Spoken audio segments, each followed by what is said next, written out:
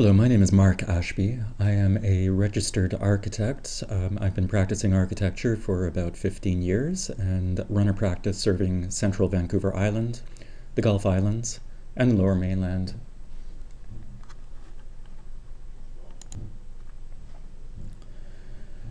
What are we going to talk about today? Today I would like to speak primarily about passive house. But I'm also going to touch on the role of a professional designer for residential construction.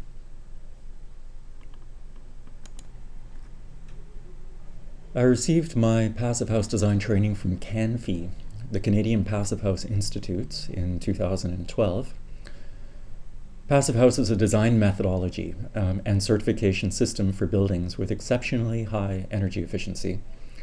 It originated in Germany, and it's found traction throughout Europe and is now entering the North American marketplace with pilot projects in Canada and in the United States. So why is this important? According to CANFI, heating and cooling energy represents upwards of 80% of the life cycle environmental impact of buildings in Canada. So reducing the energy used by our buildings is one of the most effective ways that we can reduce the environmental impact of our buildings and also our entire lives. The passive house approach is ambitious and rigorous, but it is also designed to be practical. The aim is for widespread improvement in our total building stock, not for the creation of a few exceptional pilot projects. This picture is one of the first passive house projects constructed in Canada.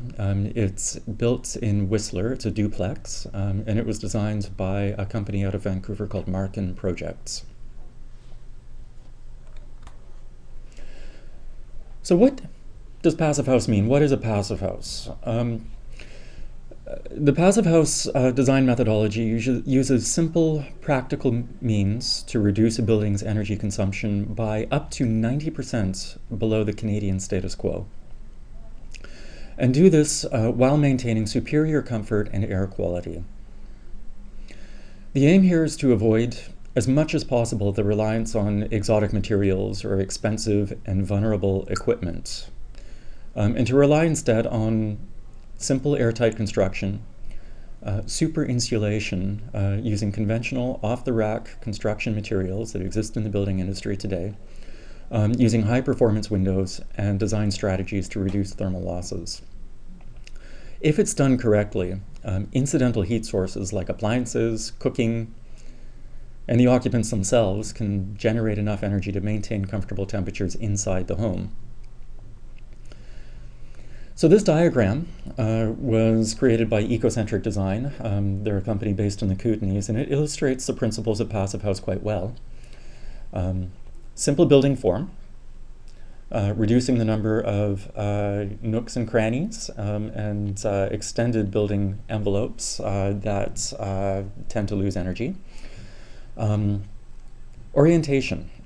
Getting the house, and particularly the windows, oriented correctly for the sun exposure, and creating shading to admit sunlight in the winter so that the house can really soak up the sun, and to shade the windows in the summer to prevent it from overheating. Continuous and uninterrupted and very, very thick insulation all the way around the perimeter of the house, as well as a comprehensive air barrier, which is tested to ensure that there's no leakage from inside to outside, as well as a high-efficiency heat recovery ventilator to maintain interior air quality in our very airtight home.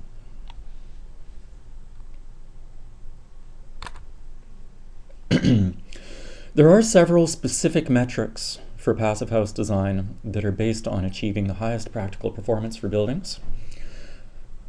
Again, the emphasis is on practicality.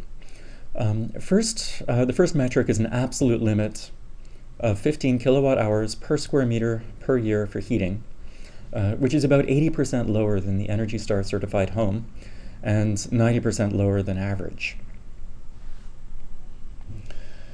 A 2,000 square foot passive house would use about 3,000 kilowatt hours per year for heating, a maximum of 3,000 kilowatt hours per year for heating. at 15 kilowatt hours per square meter per year. For comparison, a newly constructed code-compliant house has an energy intensity of about 100 kilowatt hours per square meter per year for heating. This chart illustrates this. The 2012 BC Building Code has raised the bar for newly constructed homes. So the BC Building Code now requires homes to be much closer to the Energy Star compliant limits of about 100 kilowatt hours per square meter per year. But the vast majority of existing homes are still utilizing 150 to 170 kilowatt hours per square meter per year. And it really is possible to do much, much better without adding a considerable amount of cost to our construction.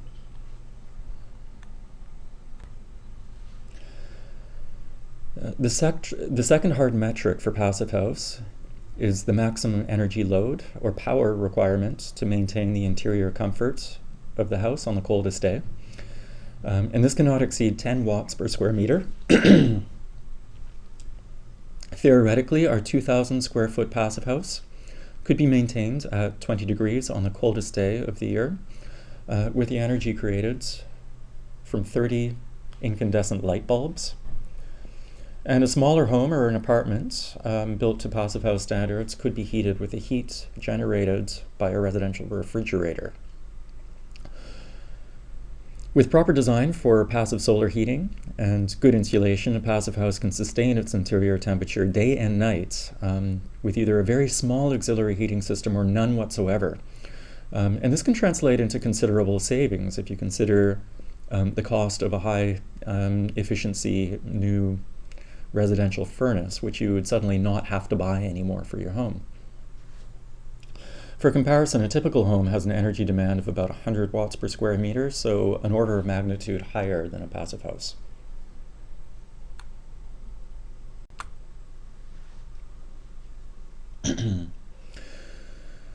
Of course, as the thermal performance of walls, roof, and foundation improve, the windows and doors become much more important, both for energy conservation and for maintaining the comfort in the home. Passive house windows are typically triple glazed, sealed windows with specialty coatings to admit solar energy. And this is different from a typical residential low-E window. Passive house windows will not block solar radiation the way that typical residential low-E windows do. So proper shading and design becomes very, very important to avoid overheating of your home in the summer. This picture is an example of a window that has been certified by the Passive House Institute in Germany. The black component you can see in the frame is treated polystyrene insulation. When this window is installed correctly, the insulation extends uninterrupted from the plane of the wall through the frame of the window to the plane of the glass. So there is basically no point in the wall that is not insulated. As mentioned earlier, a high-performance, well-sealed home does need an active ventilation system in order to provide adequate fresh air to the interior spaces. Every passive house must have a high-efficiency heat recovery ventilator. Those of you not familiar with heat recovery ventilators, they are essentially heat exchangers that are integrated with bathroom and kitchen exhaust fans that recover heat energy from the outgoing air and pre-warm the air that's coming into the house. Passive house HRVs do need to be high efficiency. They typically have DC motors, which have a higher efficiency than AC motors, and they're required to have an efficiency of at least 75%. They also need to have ducted distribution so that the fresh air is delivered to living spaces where it is needed. This includes all of the bedrooms, which would typically have the doors closed at nights when they're occupied.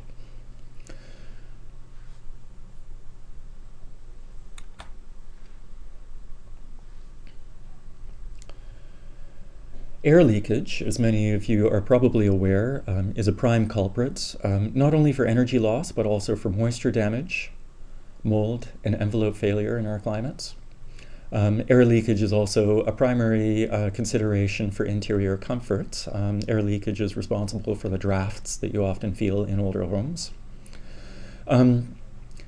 Technically, air leakage is measured in terms of air changes per hour, or a ratio between the number of times in an hour that the entire volume of air in the house leaks out through little nooks and crannies, through the mail slot and the gaps around the doors and the windows, and is replaced strictly through passive leakage through the envelope. So it's a ratio between the volume of the house and its leakiness. A passive house must be tested, and its air leakage must not exceed 0.6 air changes per hour. While this may not seem very high, for comparison, Canada's R2000 energy efficiency certification system, which is the predominant energy efficiency standard in Canada and has been since the 1980s, they must build houses to a maximum air change rate of 1.5 air changes per hour, so almost 3 times the limit for passive house. And for further comparison, homes with an air change rate of 5 to 6 air changes per hour are considered to be relatively tight. This is obviously not very good, and it is one of the main reasons why typical houses burn so much energy. Interestingly, despite introducing more stringent requirements for insulation, the 2012 BC Building Code still does not measure the leakiness or require testing of new homes. So it's fair to say that new homes that are constructed without consideration, without testing, and without enhanced consideration for their air leakiness, will still have a relatively high leakiness compared to an R2000 home, and definitely compared to a passive house. This is a picture of a local Nanaimo-based energy advisor performing a blower door test to measure the leakiness of my own home. This home was constructed in 1968. It is pretty leaky. The home energy assessment, for those of you who have not used this, it's a very, very simple and quite inexpensive service. And it provides a wealth of information about ways to improve the energy performance of your home, including projected payback periods for different upgrades that you can make to your insulation, to your building envelope, to your windows and doors, to your heating system. If you haven't done it already, I do recommend having your home assessed. You will not regret it.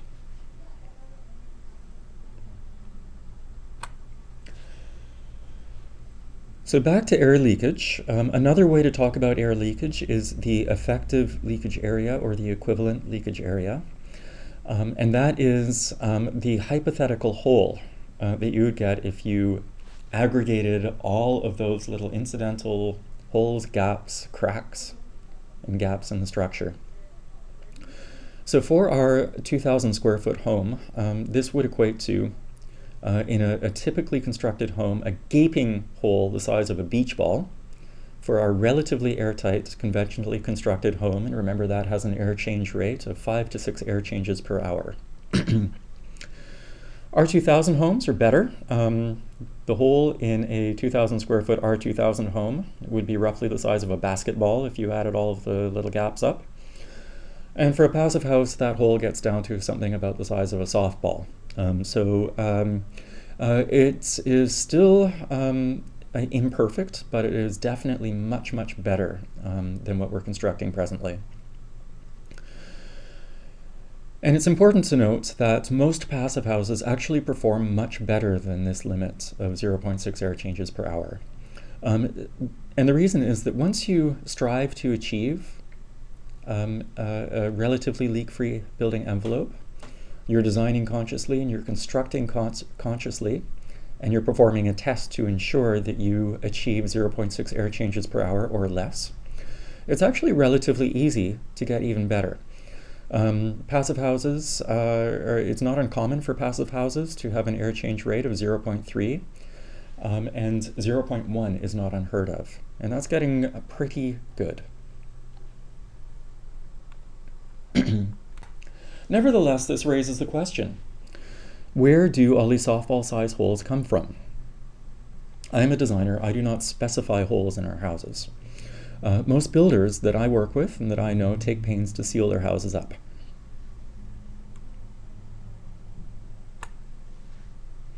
And here are some of the answers. Going clockwise from the top left, you can see a wire. This picture is taken from an attic space. So service is installed in interior walls, not exterior walls, but that penetrates from a conditioned space into an attic, are one of the culprits. A gap between masonry and framing, the chimney and the surrounding framing. Big gap, and that extends from the foundation right up to the attic. Coordination. What you can see here is a duct penetrating through a roof truss. So coordination, sealing around ducts and services. Whose job is that? Continuing on the bottom, sealing penetrations properly. What we can see there, ironically, are the refrigerant lines and the condensate line and the power line for a air source heat pump retrofit into a home.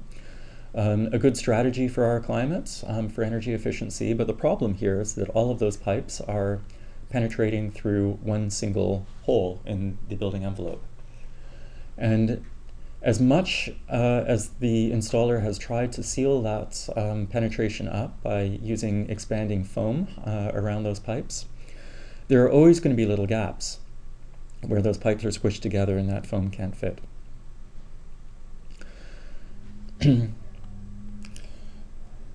And lastly, on the bottom right, you can see some work that is undertaken after the air seal work has been completed. In this case, a pipe hanger that has been screwed through the air seal membrane, which you can see is well sealed and taped up on the joints. That pipe was installed afterwards and nobody has come back and sealed up the penetration. So I'm not saying this to criticize contractors. Contractors, as I say, tend to do the best job that they possibly can. What I am trying to say is that as a designer, there is a role for a designer to help make it easier for contractors to do their job better. And as our standards for air sealing our buildings get higher and higher, that role for the designer becomes more and more important.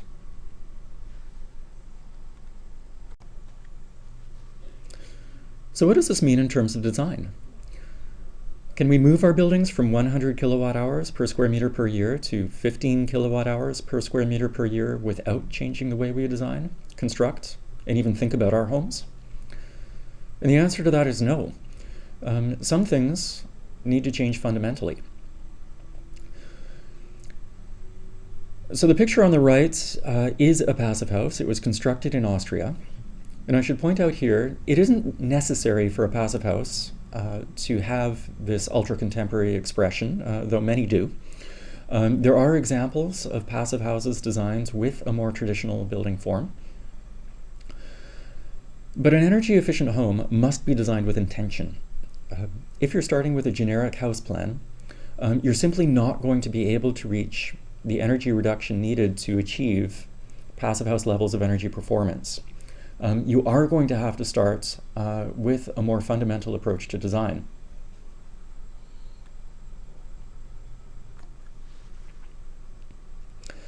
Lesson number 1, design matters.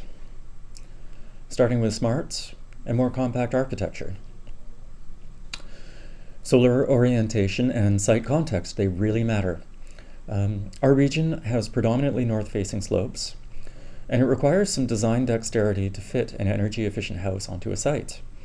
Designing a home to capture sunlight begins with selecting a property, really studying it, and then considering the design of the house in the context of its site. And building homes smaller wouldn't hurt. Over the past 50 years, the average single-family house has more than doubled in size and been constructed with diminishing quality. I would argue that reversing this trend by investing in quality and design will not only help us improve the energy efficiency of our homes, but will also deliver a much more personal satisfaction for the homeowner, and significantly reduce the long-term costs of ownership of a house. This picture is a passive house designed by Markin Projects. It's in Comox. As you can see, it is a fairly simple house plan. It's very compact, so there's a reduced surface area of the house to the volume that's contained. What you're looking at, obviously, is the south-facing facade. And in the presentations, a number of people commented on the lack of summer shading over the windows. I spoke to the designers about this. Anecdotally, the designers told me that this house was designed with consideration for a number of mature trees existing on the property, which in the house was very, very carefully sited in order to make the most of the shading provided by those trees in the summer. Those trees were cut down by the owner to give them a view. Presumably, the owner will correct this by adding overhangs or other shading devices to the windows. But what the story emphasizes is the importance of the relationship between the house and the landscape in which it's designed.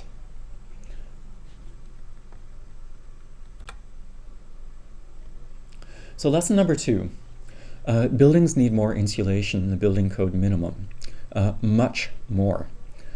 Without dwelling on the numbers that I've got up on the screen here, the BC Building Code now requires frame walls to be constructed with a minimum insulation value of R20.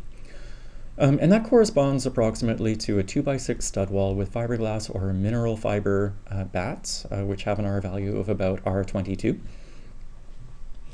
Passive house, on the other hand, requires walls to have an assembly value of R38.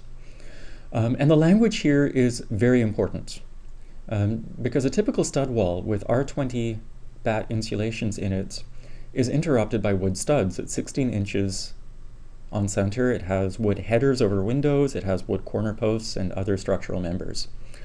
Wood has an R value of about R1 per inch. So every time a stud occurs in a wall, the R value is reduced to R6. What this means is that a code-compliant stud wall with R20 bat insulation in it will have an assembly value not of R20, but of about R12 or less.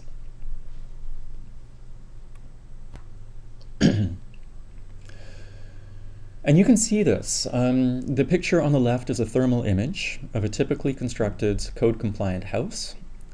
And if you look carefully, you can see faint vertical lines evident in the facade. And what you're seeing is heat leaking through the studs in the wall. This type of conductive heat loss, or short circuit, is referred to as a thermal bridge.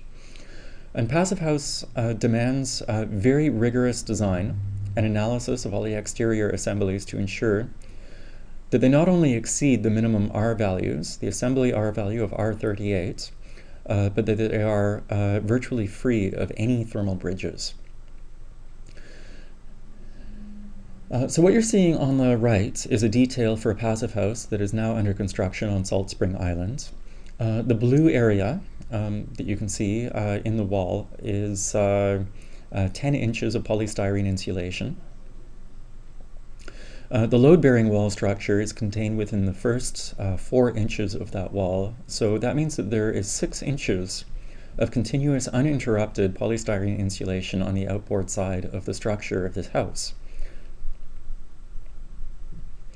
The insulation, as you can see, it extends without interruption all the way down past grade to the bottom of the foundation, and this is a shallow frost-protected foundation. And then extends underneath the footing and below the floor slab, resulting in a thermal enclosure that has no thermal bridges whatsoever. Here's an early picture of the house prior to the placement of the floor slab. The white that you can see in the picture below the floor slab insulation and hydronic heating pipes is a continuous layer of expanded polystyrene foam 8 inches thick.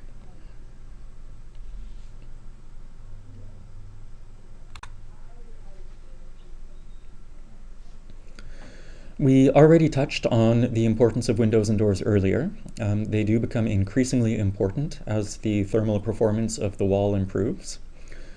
A passive house certified window must have a metric U value of 0.8. This corresponds to an R value of about R7.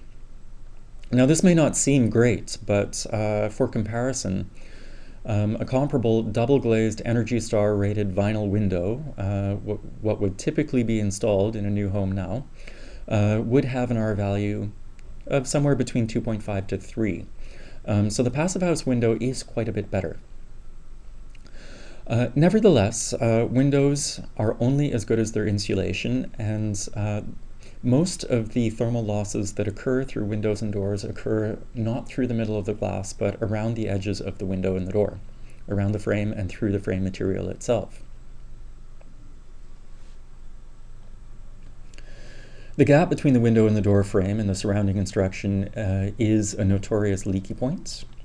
And there are no shortcuts to fixing this. Considered detailing and careful installation are the only ways to ensure that windows perform as they are designed to. You can see on the left is a window detail section. This is a detail for the Passive House on Salt Spring Island. We're using a Passive House certified window by Euroline Windows. And this detail, I would give it a B+. The interior connection between the window and the wall have been considered very carefully. The red line is the line of the air seal. And this window, when it's installed, will be almost completely airtight. The exterior is waterproofed with a membrane flashing, which extends around the full perimeter of the window opening. And the insulation is almost continuous from the wall to the plane of glass through the insulated frame of the window itself. The only interruption being the plywood subsill, which is needed to carry the weight of this triple glazed window.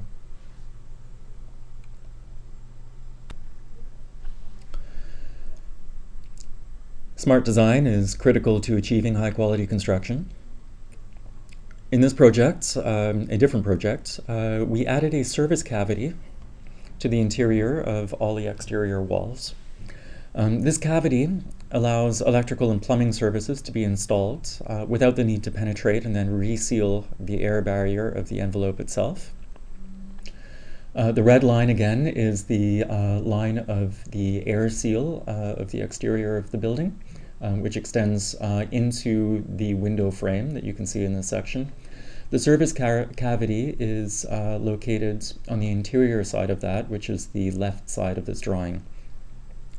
The cost is relatively low, but the savings in terms of construction time is significant, as well as the assurance that the building envelope will be as airtight as possible. Careful and precise construction. There really is no substitute.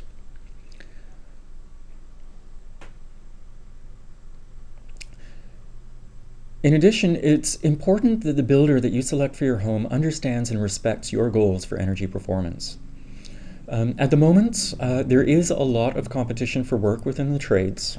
Prices are relatively low, but one should be very cautious pursuing bargains.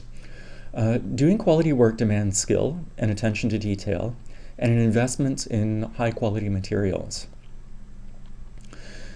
Sadly, the quality of construction materials available in our markets, particularly dimensional lumber, is falling. It is becoming increasingly difficult to build with precision, and it's next to impossible to build with precision when using imprecise materials. Prefabrication, it's the norm in Europe, and it is gaining popularity in Canada, both for quality control as well as the speed and efficiency of construction. It's worth noting that all of the passive house examples of passive houses shown in this slideshow are constructed using prefabrication methods. So 2 acronyms to familiarize yourself with that you will likely hear more in the future. SIPS, S-I-P-S, stands for Structural Insulated Panel Systems. This is the picture on the left. The SIPS panels consist of a layer of expanded polystyrene foam sheathed with oriented strand board sheathing with conventional dimensional lumber for structural stability in the center. The second acronym is CLT, or cross-laminated timber. This is often referred to as plywood on steroids, and it's used for building incredibly robust structures up to 10 stories high in wood, also with a very high level of precision. Both these and other prefabrication systems are pre-engineered, and they're shipped to sites in panels, which are then erected by a framing crew on sites. Experienced contractors are increasingly turning to prefabricated building systems because they can rely on the quality of the materials, but also because it can significantly reduce the time it takes to build a structure to lock up and get it weather protected on site. So this saves a lot of money on labor and reduces losses during construction. It's also worth noting that efficiency during the factory construction process for prefabrication has a dramatic impact on the amount of waste created in the construction stream. The factories are much better at redirecting their waste back into useful ends, as opposed to the waste that's created on a construction site. The Salt Spring Islands Passive House project that I showed earlier is a prototype for another prefabricated wall panel system, this one utilizing expanded polystyrene foam and structural steel framing members as an alternative to wood.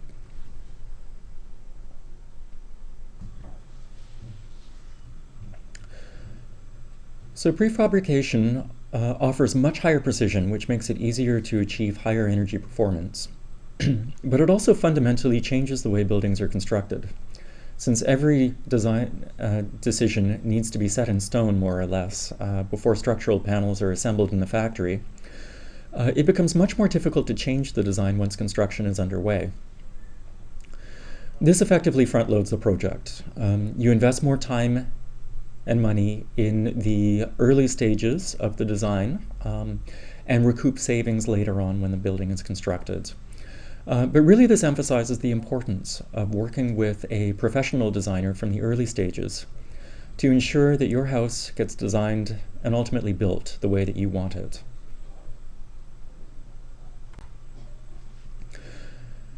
So I'm going to conclude with a couple of thoughts on what I see as the role of the designer in residential construction. A house exists between us and the world. In its design, a house can either isolate us or connect us to the place where we choose to live. I feel like this is particularly true in our region, where many of us have chosen to live because of the natural environment, because we love the views, we love the climate, we love this place.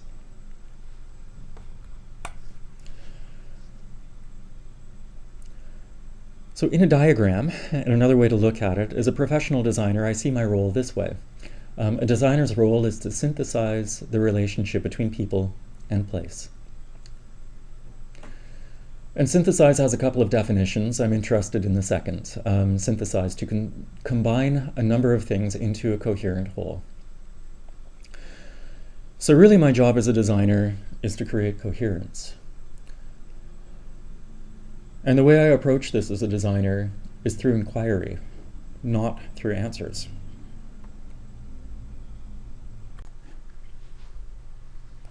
I apologize for all the text.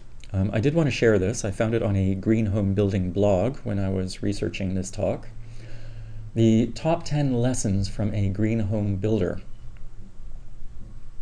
And I just wanted to draw attention to the number of lessons related to design. Starting with number 7, not enough duct design. Number 6, installed a water system without doing enough research. Number 4, didn't have our electrical plan completed. Number 3, forgot to plan for basement insulation. Oops. Number 2, built too big a house.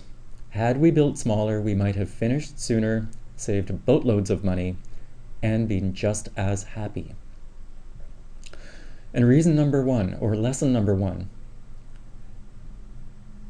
I didn't spend nearly enough time in the design phase. He writes, This is the most important thing that I would do differently. If I had spent 6 or 7 months designing instead of 4, we probably could have cut a year off our construction time, a year. And the extra time might have solved all of the problems above, saved us money and heartache. We thought we needed everything to happen quickly. It didn't.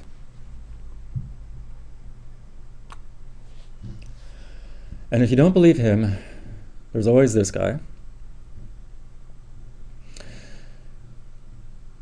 If I had an hour to solve a problem, I would spend 55 minutes thinking about the problem and 5 minutes thinking about the solution. Albert Einstein. To me, this really boils down to inquiry and the importance of really understanding a problem. And in the case of a residential design, really understanding the client and really understanding the site where the house is going to be constructed and the context of a home before developing a design that is appropriate, contextual, and a right fit for that client in that place.